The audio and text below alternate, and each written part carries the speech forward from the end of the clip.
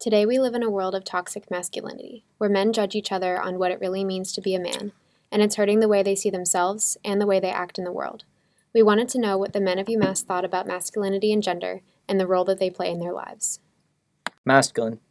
Having qualities or appearance traditionally associated with men, especially strength and aggressiveness. Feminine. Having qualities traditionally ascribed to women, such as sensitivity or gentleness. Masculinity? Yes.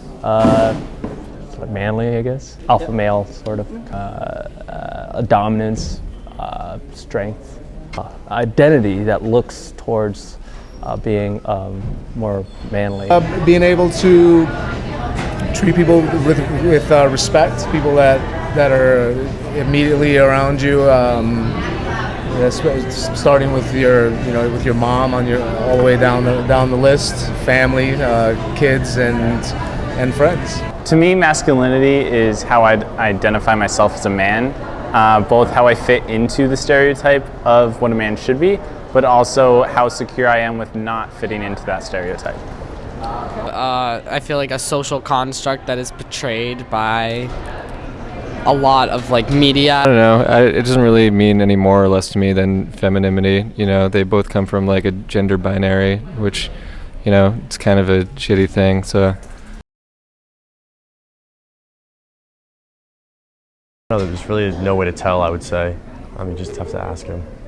Well, if he likes penis, I guess, if he is aroused by another dude's genitals, or masculine anatomy, or I guess traits, that's how I define homosexual. Well, it depends. I mean, some homosexual men are really flamboyant, but I have a lot of good friends, so I didn't know they were gay until they told me, so. I feel like you wouldn't until they told you, but probably the way they dress a lot, or the way they speak. I don't. You don't really, unless you ask them. I mean, believe me. The far-reaching effects of gender roles is that to men, there is nothing worse than being called a girl, or being associated with anything feminine. Men's fear is the fear of being humiliated. They are ashamed to be afraid.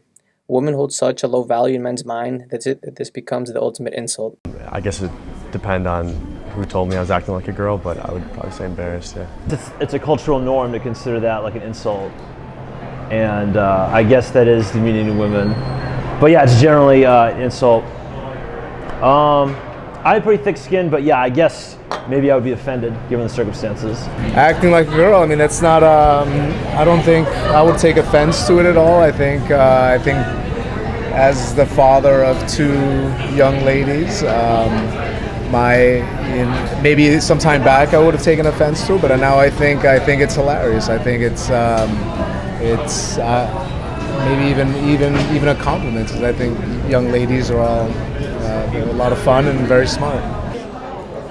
If someone was saying I was crying like a girl or something, I'd be like, oh, come on.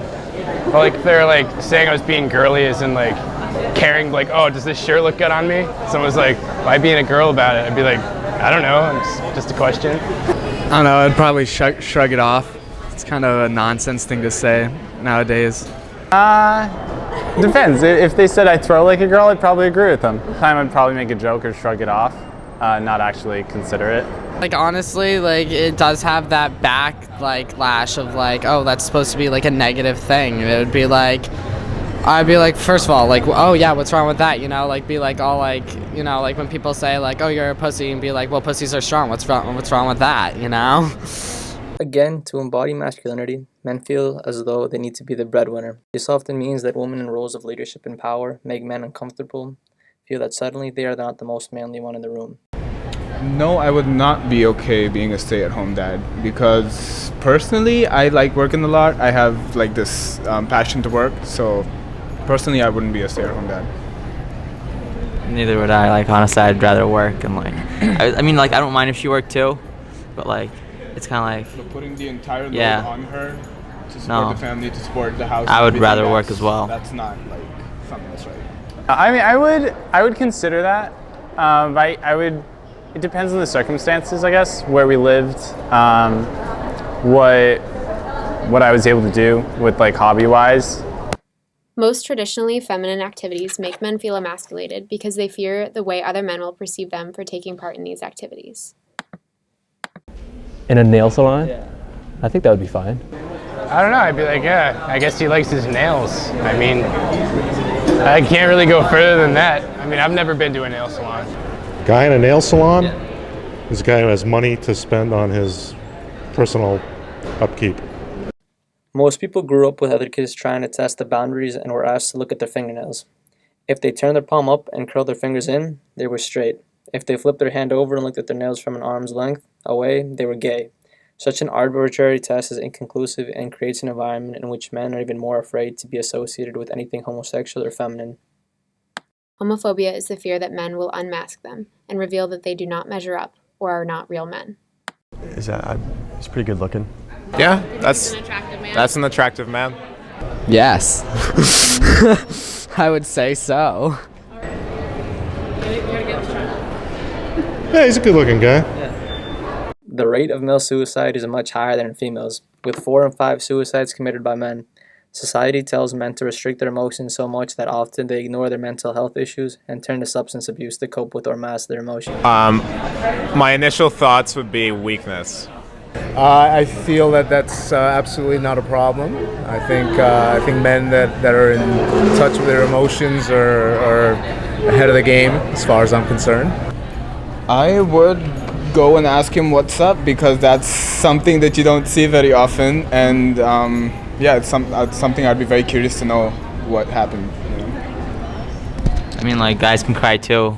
Like, personally, I've had a lot of experience crying. I cried a lot last Yeah. So I wouldn't be surprised if I saw him. Like, I'd go up to him and ask him if there's anything I could help with, or.